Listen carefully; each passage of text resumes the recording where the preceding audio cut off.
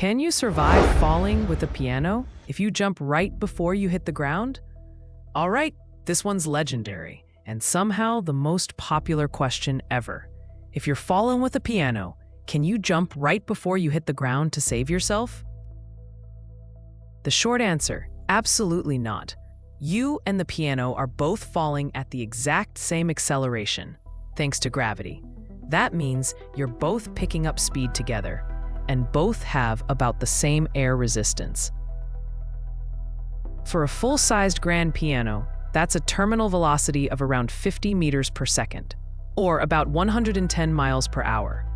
Now, unless you're the Hulk and can jump at the speed of a race car, your little hop won't do much.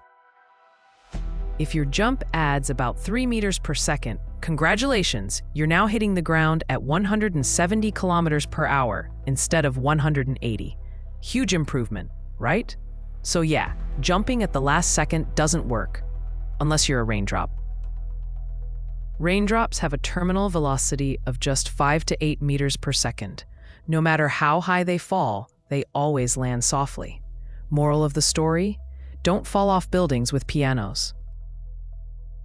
Go swim after lunch instead.